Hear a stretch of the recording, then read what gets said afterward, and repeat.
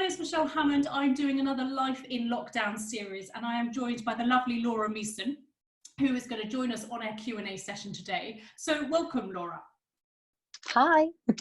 Hello. Laura, tell us a little bit about you. Who are you? If you had to describe yourself or tell us a little bit about yourself, what would you tell us? Well, I am a mum of two in a very crazy, busy household. I moved up to the Midlands probably about 17 years ago after growing up in Devon. And 5 years ago, I beat breast cancer, which is probably my biggest achievement other than having my children and my lovely family. Amazing. I have a big sister who has kind of been very inspirational in my life. She has battled a lot of things, postnatal depression and things like that. She's traveled around the world with partners and come back to the UK, set up her own business, a really successful salon in the southwest. And I have two younger brothers as well, one of which is in the forces, so he's doing a lot of time behind the scenes battling as well at the moment. So yeah, amazing. A busy old life. Fantastic. And a big busy family too. Lovely. Yeah. So we're going to start off with the kind of first question is, how do you start your day? How do when you get up in the morning, how do you kick off on the right foot? What works for you? So I am working from home at the moment as part of the team for Premier, and I've got my two young children at home with me. We get up, we get dressed. I tend to try and do my hair and makeup a little bit in case I get caught on the odd Zoom call. And I'm I'm ready to go. Okay. We head out for a walk just to burn off a bit of energy and get a bit of fresh air. And the rain tends to dampen that, so we like a good sunny morning walk to get us all up, get us out and ready. And then the kids do Joe Wicks while I just start picking up my emails, and then I start my action plan for the day. Amazing, fantastic. Joe Wicks has been a lifesaver, hasn't it, for getting the absolutely. Getting the kids worn out a bit. Yeah, absolutely. It's a good way to start the day and a good way to get them into good habits as well, isn't it? Yeah. Fantastic. So what hobbies and interests do you do? What hobbies and interests do you do outside of work that kind of light you up, that inspire you to keep going? I am all about doing things with the children and doing things with our friends and family, doing social events, organising parties. I'm very much an organiser of things. And other than that, I spend most of my time going here, there and everywhere doing dance competitions with my little girl, or play dates, or anything like that, or hosting charity tombola stalls, you name it. Amazing. Getting yourself involved and busy. Always. Fantastic. Yeah, kids do that for you, don't they? They start to have better social lives than you, and then they start to kind of involve you in them. Yeah, absolutely. I'm led by what the children have planned of a weekend normally. Yeah, fantastic. What makes you laugh, like properly out loud to your belly? What type of things get you? I just love a really good bad joke, like anything that's a play on words, like avocado jokes and things that don't really make sense unless you reread them and go, oh yeah, I get that one. Okay, like a real good groaner. Yeah, fantastic. Okay, we'll know that the next time in the bar then. Yeah, that's it. I'll be there telling the bad jokes. And we know you work for Premier, but tell us a little bit about kind of the role itself that you do with them. Well, Premier supply spa software, so spa and leisure software for bookings, membership management and facility management to help people manage their business more effectively. I joined the team about 13 years ago and was a telesales girl, just calling people, introducing our software, seeing if I could book a demo with one of the reps to go out and meet them and present the software. And as my role has evolved, I've actually stepped into an account management role in the last couple of years, because we are supporting people all the time, showing them how to use the system, taking phone calls when there are problems or glitches or they need some training. And actually that face-to-face is the one thing that we've lacked over the years. So going out and meeting our clients face-to-face, interrogating their system a little bit. And I set a bit of homework and say, you could do this a bit better and do that a bit better. And I'm going to come back in 3 months and see if you're doing that now and set some more homework for you. Yeah. So it's become a much more account management based role and face-to-face. I've got a little one here. Yeah, quickly say hello. Hi. Hi. and constantly interrupted by little ones here in our house. Yes, nice. Fantastic. And so what is the best part of what you do? What is it you love most about what you do for a living? Oh, I'm a real helper. I love to find things that are wrong and show people how to fix them. They'll always joke in the office like I'm a complete fixer and I've got a can-do attitude. So I'm always there looking at things that people can do better or how to improve. and setting gold stars for if they get everything right. I'm like, yes, that's brilliant. We'll move on to the next topic next time I see you. So it's all about education, training, and getting the most out of their investment. They spend a huge amount of money on software packages, and education and training is so, so important. Yeah, absolutely, to make sure they're getting the most out of what it's capable of doing, because so many people don't do that. But to be taught absolutely. in a way that's kind of relevant and sort of collaborative and inclusive is brilliant.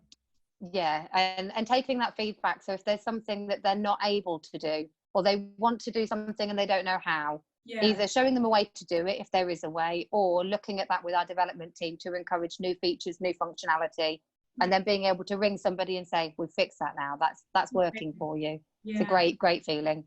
Lovely. And what challenges you most in the work or in your professional life generally? What are the kind of the areas you either have to kind of work on the most, or that you just find the most challenging? My personal biggest challenge, I'm not very good at having a target. So where we've got a sales team that are always like looking for new business opportunities or upselling and things like that, I'm not very good at doing that. So I like to explain to people the benefits of doing something, let them have a think about it, and if they want to make that investment, I'll obviously support that and pass them through to our sales team. But I think just making sure people understand that I'm just there to help, and not there as a salesperson. So sometimes people are reluctant to engage in a conversation because they think that we'll be hard sell, and we're really, really not. Brilliant, fantastic. Well, that's lovely to hear. You're angry, upset, or stressed. How do you release that? What do you do to change that state? I'm a crier, an absolute crier. And like I say about the rain dictating my mood, if it rains and I can't get out, it just puts me into a spin. So I'm a real crier. A proper Amy Winehouse on the kitchen floor, as I think it was you that suggested the other day. People always say to me, and I'm just like, they're always like, are you always so happy and such a solution? I'm like, no, I do have my moments. I do call them my Amy Winehouse moments on the kitchen floor, like where I break, or I just, the world feels caved in and the ceilings come in, or the clouds are too heavy, or whatever. And it doesn't have to be over anything big. It can be the silliest things. But we have those little holes in there, sort of, and those tear ducts for a reason, don't we? It's when the barrel is full, it kind of has to sort of release. And you have to have that. You have to have that release somewhere. So that's me. I always feel better after a good cry. Yeah, absolutely. Me too. Although my husband has banned me from watching the news or anything like that, because I can over relate with things like that. So I'm not allowed to watch too serious without supervision. Too serious or too emotional. I'm a real romantic as well. I love a good happy ending. So I'll be quite happy to watch a nice soppy movie and have a good cry at the end as well. Absolutely. Happy tears are always welcome. Yeah. What new hobby would you get into if time and resources of time and money weren't an issue? You could do anything. I'd love to do sign language. So I signed up for a sign language course while I was on maternity leave, and then other things happened and I couldn't do it. And it's one thing that I've just thought, it's one barrier I've never been able to communicate with. I can finger spell, and I can watch somebody and kind of understand a few words, but I'd love to do a full BSL, learn to sign language properly. Fantastic, amazing. I just saw somebody on LinkedIn, actually, I think she was a graduate, a young girl's just designed a face mask with a clear, transparent section across for that, obviously, for lip reading. Struggle to be able to sort of see and lip read and stuff like that. I just thought, gosh, it wouldn't have even crossed my mind, but of course, that's going to be such a barrier. As well. So amazing, fantastic. I think it's a great skill. Actually, it should probably be introduced at school, shouldn't it? So they try, don't they? Nurseries and things learn to teach the children how to ask for juice, say please and thank you. And then as we become more vocal, we stop. So I think it's just a nice skill to be able to have, to at least communicate at some level. Yeah, absolutely, totally agree. You can go somewhere you've never been. Where are you going? Lapland. Oh, really? I'm desperate. With the family, while there's still magic. Just get them to Lapland and go and see Santa and go on a reindeer ride, see the Northern Lights. Like, there's so much that I'd love to do. Oh, amazing. Yeah, the Northern Lights are for sure for me. Okay, so we're going to go into some flash facts, just a couple of couple of 20, and kind of quicker questions. Are you most typically early or late? Depends. So work, always early, always there an hour before I need to be, because I get so panicked about being late. I say always early. I was late for this call. But personal life, always late. I always say I'm always late, but worth the wait. Like it. There we go. Nice. What's the best single day on the calendar? Christmas. I knew you were going Gotta to be, say that, having said yeah, Lapland. yeah. It's all about Christmas, magic and make believe, and yeah, Yeah, Christmas for us. yeah, it's magical, isn't it? I have to say, it's probably one of mine as well. What website do you visit most often? At the moment, probably Amazon or Yeah, eBay, and just constantly looking for little bits that I realise that we haven't managed to get on our weekly shopping trip. So I yeah, just think, oh, I'll eBay it, I'll Amazon it, we'll find it. yeah. Perfect. I think Netflix, Amazon are kind of definitely getting a Oh yeah, lot Netflix. extra sort of visitors this kind of last few weeks, aren't they? What Yeah. keeps you up at night? Oh, normally worrying. I'm a bit of a worrier, and I try to manage anything that I'm fussing over. I write a list and I put it on my bedside, and I try to envisage myself taking it out of my mind, putting it down, leave it there until the morning. There's nothing I can do about it while I'm in bed, so just let it go for now. But yeah, just general worries, health worries, things for the family, Yeah, what I'm going to cook for dinner tomorrow, all sorts. Yeah, yeah. Overactive minds. What would you always. be if you were a spirit animal? What would your favourite animal be if you could have to become I think related as well? I'd probably like to try being a fox. And I just think that they come out at night. We have a family of foxes that live on the green by us, and every night about 9:30, I see them run down, and mum and dad and babies in tow. And I just think I wonder what they get up to, like Yeah, while we're all asleep. So I think I'd just be a little bit of a nosy fox. yeah, nice. I bet at the moment we're actually seeing, I've been watching some of the video cams of different places where animals are taking over and sort of coming back in. We've Yeah. got permissions to get back into some of these places. Oh, I know. Yeah, nature is taking one for itself at the moment. Yeah, absolutely. They're enjoying it, that's for sure. And what's the furthest you've ever been away from home? Vegas, Las Vegas for New Year's Eve on a complete whim. So we met a really lovely couple on holiday one year, went to stay with them on a promise that we'll keep in touch after this holiday, and we did. Yeah. We got very drunk. They had planned a trip to Vegas. So we got the credit card out and went, come on then, we'll book it as well. And off we went Amazing. for New Year's. And by the time we'd booked it and it had come round of the trip, I had fallen pregnant. So I was in Vegas for New Year's, 6 months pregnant. Oh. So I'm going to have to go again to get the full Vegas Yeah, experience, I think. yeah. I love the spontaneity of just booking and kind of doing it anyway. Love that. Yeah, those days are long gone now that we're parents, but one day we'll get to go again. You get taken to your favourite restaurant. What do you order to eat and drink? Oh, now I had to think about this one, because I'd either go with a curry or I'd go with a steak.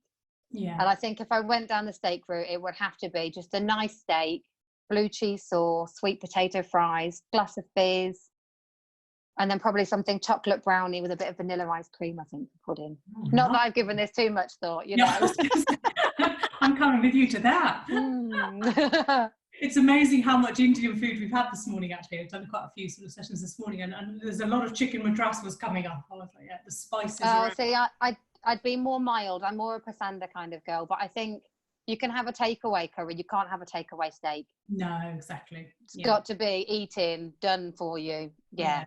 It's got to be a steak. Yeah, I'm with you. I'm with you. Good old steak. What's your favourite all-time fragrance? Oh, I'm a Calvin Klein Euphoria kind of girl. And it's one fragrance. My mum always buys me a bottle every Christmas, and I make it last. I only use it for special occasions or when I know I'm going out to see people. But yeah, that's my all-time favourite, Euphoria. Nice.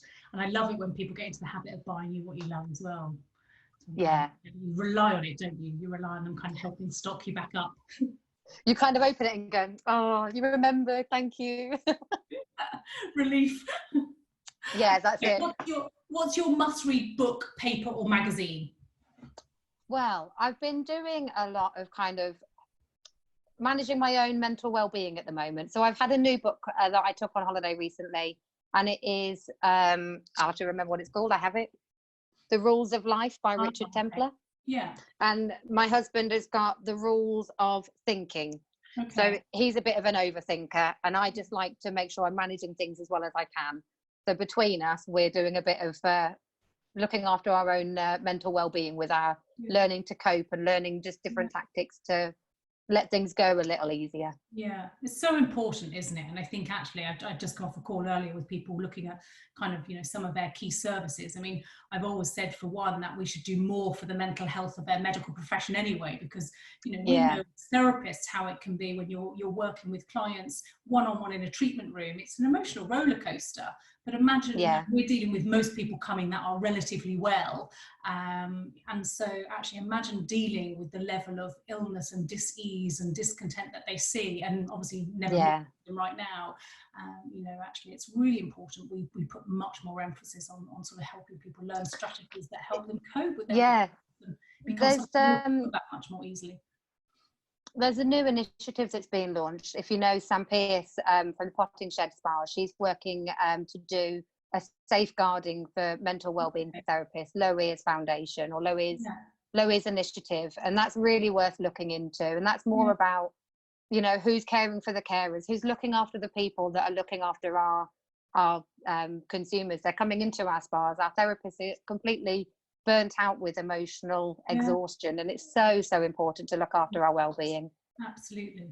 But I think it's also something we should teach. I mean, I went on to teach, to study psychotherapy and psychology and stuff after qualifying as a therapist, because I suddenly realized I'd learned so much about the human body, but actually both managing teams and dealing with such a wide variety of clients, I hadn't been equipped or learned anywhere near enough to deal with the emotion and the human, sort of aspects of how people think and behave. I just wish it was integrated much more at a sort of college level, because of the volume of pressure that people that work in such close proximity with people do have. But anything like that can help yourself, and of course you share it, don't you, as well? When you learn a technique that works for you, you share it with people, and it's amazing when you talk to people and they go, oh, somebody once said this to me, and the person who said it probably felt it was quite insignificant, but it might have massively changed that person's life and help them completely reframe something, and go on and do something amazing. So absolutely, really powerful. Good reads. Right, next question we have. What's your favourite song to sing out loud at the moment? Well, I think, given that I have an 8-year-old little girl, it's got to be something from the Frozen 2 soundtrack. We're constantly Show Yourself and Into the Unknown in this house, and it's always on repeat. And if it's not one of those, it's just something poppy, like a JoJo Siwa song to dance to. So all the kids' music. Really open your lungs to, aren't they? Yeah, that's it. A proper belter. Yeah, absolutely. Love it. What TV programmes have you recently binge watched? I'm in the middle of a Viking one. I quite like Vikings and kind of Discworld and mythical things. I've got The Last Kingdom on Netflix at the moment, and I'm probably about 2/3 of the way into a 4-series binge watch every day, every minute I have spare.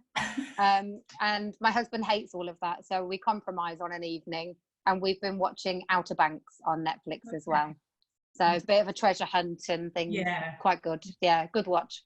Yeah, it's amazing how people that, I mean, we weren't ones for really watching much TV, but of course, inevitably we've ended up kind of watching a bit more, and then people have made recommendations, think, well, we'll just start that, and then the next minute you're like, okay, you're hooked. Yeah. It's incredibly, sort of worrying at how easy they make it to hook you into these things. Yeah, that's it. What's your favourite film of all time? If you couldn't guess, it's a Christmas movie, and my favourite is Miracle on 34th Street. Oh, yes. And it is it's a real tearjerker for me, always one that makes me fill up at the end when they all believe. I know, I remember my son, actually, he started to doubt just after he turned 8, and then we'd watched it and he'd gone upstairs and was writing a letter to Sandra apologising for doubting him. Oh, I love it. Yeah, I must say, I was like, oh God, I hate the thought of them not believing anymore. I love the magic. I can't bear it. It breaks my heart, the thought that one day that they won't, and I can't say too much because they're here. Yeah, no, absolutely. And they should. Even into adulthood, we should all continue to believe, shouldn't we? Make the world a much better place. Absolutely. Fantastic. What irrational fears do you have? I have 2. One is spiders. I just think, I don't know why. And I don't mind if I can see them and I can see where they've gone. But as soon as it disappears from sight, I'm like, right, where did that spider go? And my other completely irrational fear is I won't walk too close to a curb. Because I'm really frightened that I'm going to fall off the curb, twist my ankle and break my leg, and my bone will pierce my skin. I have no idea. I love how specific that is. That a bone coming out of skin. No. Have you ever seen that? Has that ever happened to anyone that you've seen it happen? No, No. never. Oh. Completely irrational. No idea where it comes from. I must have seen it on a movie or something, and it's just there. But I love it. completely irrational. I think only a woman could kind of make those steps where it actually just paints in the whole picture of, like, you know, not just everything. every step. Yeah, that's it. Amazing. I love it. What's your favourite place to go to deeply relax, to completely sort of reconnect with yourself? Mine is a Sunday night bath time, and I have a bit of a ritual in my house. So I'll take either a glass of wine or maybe a glass of squash if I'm not feeling the wine, a little bowl of chocolate. I take the iPad, I put Netflix on, and I just completely zone out. The kids are in bed, my husband's in bed, and that is a real hour of me time. And I'll do like a full facial ritual and things, and sit there with all of my lovely products and just completely unwind. Oh, amazing. Yeah, I must say a bath is just heaven for me. Yeah. Proper addictive times. And you can only have one beauty product in your bag. What would it be, or what must it be? It would be Temple Spa Repose Resting Cream. Okay. It's my absolute go-to every single night without fail. I've just reordered some more at the moment because I've run out. So I've had to supplement that with a skin truffle, but normally Repose would be my everyday, can't live without it. Yeah, I love the smell of it actually. Repose is beautiful. Oh, it's gorgeous. Absolutely gorgeous. Yeah, lovely. I do like Temple Spa, beautiful products. And you can have any spa treatment or experience right now. What would it be? I would probably go with something heat and ice, kind of more experience. So sauna, steam room, couple of the girls, and have like a real social. I think because I'm feeling so kind of lonely doing this working from home, I would just love to have 2 or 3 of my best friends and just go around any kind of like foot spa, swimming pool, sauna, just completely unwind with the girls. Yeah, I think we're all just going to desperately put on our robes and kind of lock ourselves away in these places when we can. Yeah, as soon as they say we're allowed to do so, we will be there. Yeah, absolutely. I've already got about 3 days worth of treatments that I want. List. Brilliant. I want a massage, or I really want a facial. So I'm like, you'll just have to make a long weekend of it and go Friday to Monday. Yeah. And have like a proper spa relaxation break. Oh gosh, yeah. Post COVID-19 escapes, I think definitely a must. Yeah. Who has inspired or does inspire you most? At the moment, as of right now, I would probably say there's a couple of ladies in our breast cancer support group, and they are going through their chemo. And even though they are having hospital appointments, I've just got an interrupter, bear with. Hi. Do you know what song I'm singing? What? Johnny. My little boy's in bed singing to himself, and we can hear him. He's singing, Johnny, Johnny, Johnny, yes, Papa. And he should be asleep. Clearly not. But there's a couple of ladies, like I say, who are going through treatment, and their hospital appointments and obviously their health concerns or their risks are much higher, and yet they are still planning birthday cards for other ladies in the group that have got big birthdays coming up. And I just think to be so selfless all of the time and be helping others and doing things for everybody else is just fantastic. And they're so brave, so inspirational. Incredible. So yeah. Fantastic. And what's the best and worst piece of advice you've ever been given?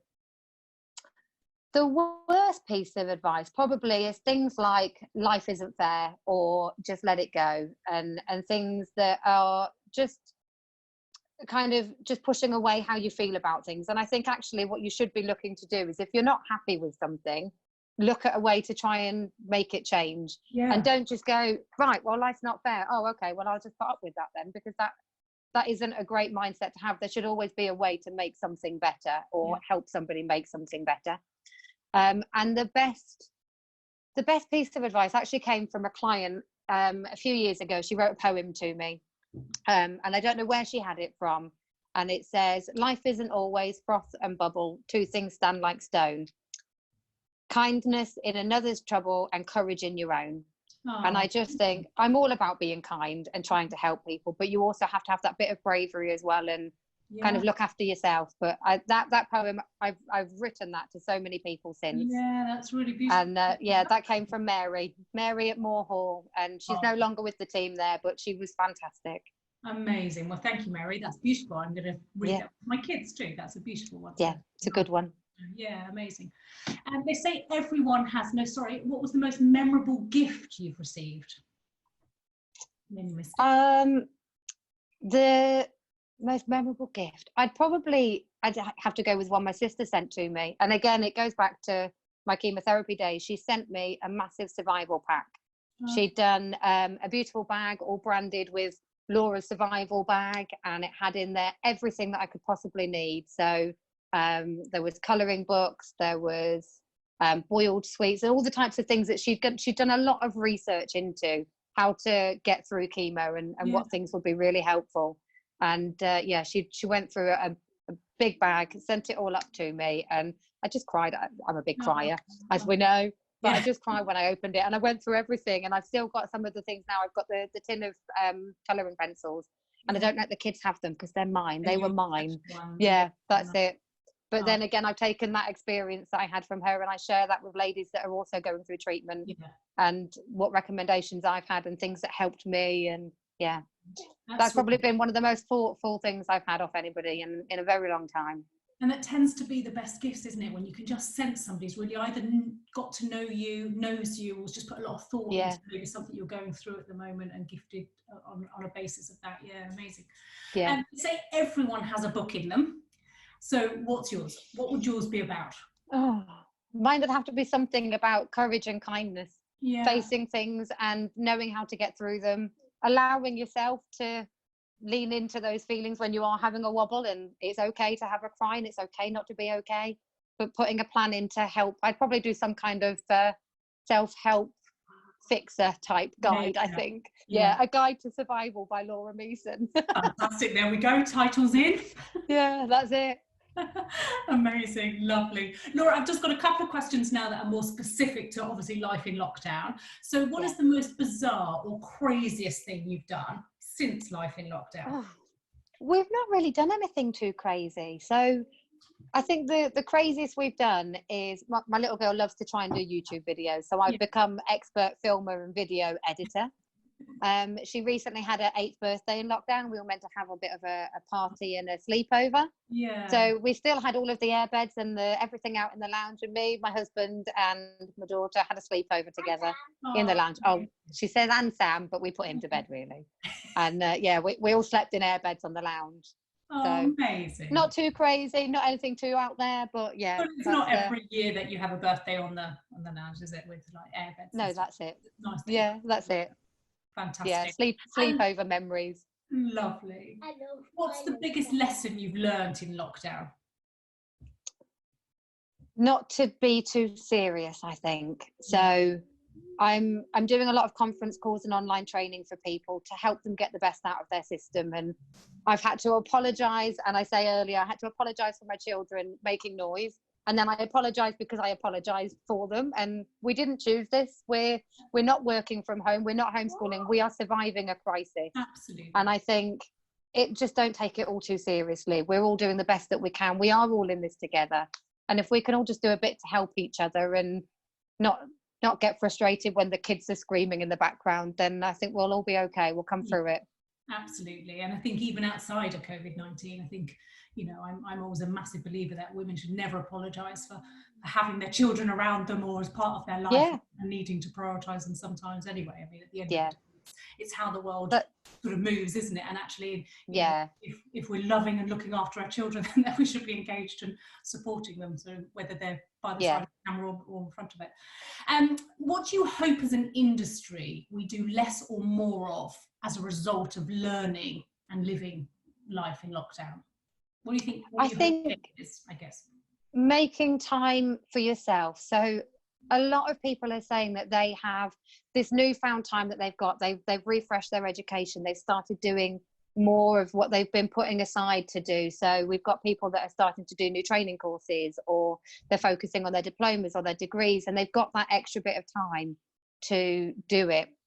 One of the campaigns we recently launched with Premier was the core of well-being.